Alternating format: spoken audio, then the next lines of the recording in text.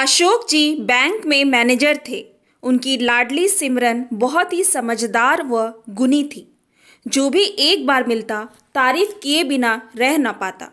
अपनी ही गली के कोने वाले घर में विशाल अपने माँ बाप के साथ रहता था, जो दिल ही दिल में सिमरन को बहुत पसंद करने लगा। एक दिन अपने मन की बात माँ बाप को बताकर सिमरन के साथ रिश्ते की बात बढ़ाने को तैयार किया। अशोक जी को सिमरन के लिए विशाल बहुत पसंद आया। सिमरन के दोनों बड़े भाइयों से सलाह करके बात आगे बढ़ाई गई और जल्द ही दोनों परिवारों की आपसी सहमति से रिश्ता तय हुआ। अब सिमरन विशाल के साथ नई दुनिया बसाने के सुनहरे सपने देखने लगी। वैसे तो सब ठीक चल रहा था, पर अशोक जी के मन में एक उलझन थी। उन्हें महसूस हुआ सिमरन के ससुराल और मायके का यूं इतना पास होना शायद सही नहीं है। सिमरन का बड़ा भाई विदेश में अच्छी नौकरी पर था। अशोक जी की भी अच्छी तनख्वाह थी, तो सोचा यह घर वैसे भी बहुत पुराना हो चुका है, तो क्यों न कहीं और नया घर लेकर शिफ्ट हो जाए। बस फिर क्या था, कुछ ही दिनों में परिवार नई कोठी में रहने चला गया और खूब धूमधाम से सिमरन और विशाल की शादी संपन्न हुई। सिमरन अपने ससुराल में बहुत खुश थी। सास ससुर बहुत प्यार करते और विशाल भी पूरा ख्याल रखता।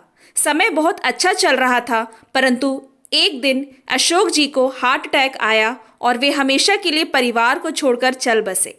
सिमरन के लिए यह बहुत बड़ा झटका था। दूसरी तरफ माँ का भी रो रो कर बुरा हाल था। सिमरन कभी खुद को संभालती तो कभी माँ को हिम्मत देती। इसी दौरान बड़ा भाई भी पत्नी सहित विदेश से वापस आ गया। सारी रस्में निभाने के बाद दोनों भाइयों ने तय किया, क्यों ना जायदाद का बंटवारा भी अभी कर लिया जाए। आखिर बार बार विदेश से आना कोई आसान तो नहीं। फौरन वकील बुलाया गया। वकील को पूरी जायदाद के 3 हिस्से करने को कहा गया, दोनों भाइयों के और तीसरा हिस्सा सिमरन की माँ के लिए। परंतु माँ तो कुछ भी सोचने समझने की हालत में नहीं थी। बोली, मैंने हिस्सा लेकर क्या करना, तुम बच्चे आपस में बांट लो। दोनों भाभियों तो मानो पहले से ही यही चाहती थी। अब वकील को जायदाद के 2 हिस्से करने को कहा गया।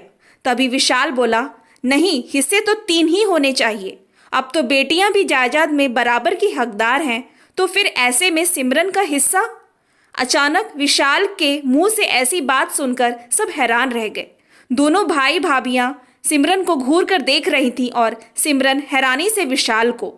अंदर जाकर धीरे से विशाल को समझाने की कोशिश की, परंतु वह अपनी जिद पर अड़ा रहा। अब सारे चुप थे तो विशाल ने बोलना शुरू किया, मुझे जायदाद में ज़्यादा कुछ नहीं, बस पापा का वही पुराना घर चाहिए जो हमारी गली में है। भाइयों ने सोचा, चलो अच्छा हुआ कुछ ज़्यादा नहीं देना पड़ा। उन्होंने पुराना घर देकर बाकी सारी जायदाद आपस में बांट ली। थोड़े दिनों में सिमरन अपने ससुराल वापस आ गई, परंतु अब उसका मन नहीं लग रहा था। दिमाग में हमेशा एक ही उलझन थी, आखिर विशाल को वह पुराना घर मांगने की क्या ज़रूरत थी। कितना बुरा लगा होगा दोनों भाइयों को। उसे याद आता है, इससे पहले माँ ससुराल जाने पर हर बार विशाल को शगुन के नाम पर कुछ पैसे पकड़ाने की कोशिश करती तो वह हमेशा मना कर देता, परंतु अब विशाल भला यह सब कैसे कर सकता है।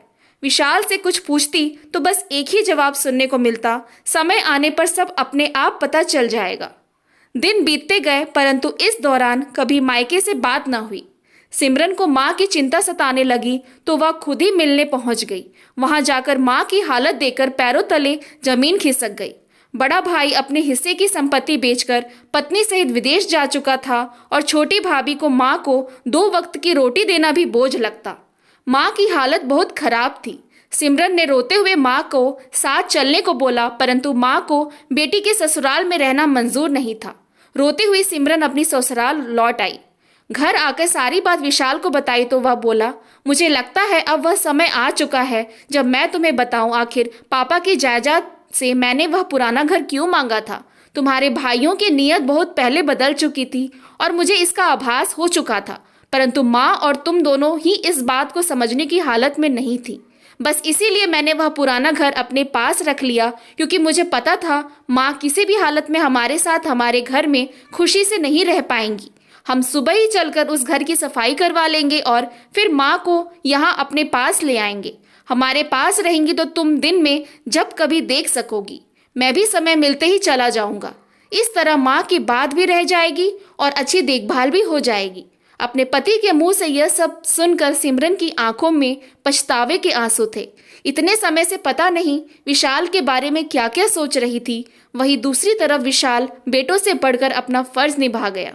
झट से गले लगते हुए बोली, पति देव, आप बिल्कुल सही थे। मैं ही पागल आपको समझ ना सकी। Thanks for watching. Please like and subscribe my channel.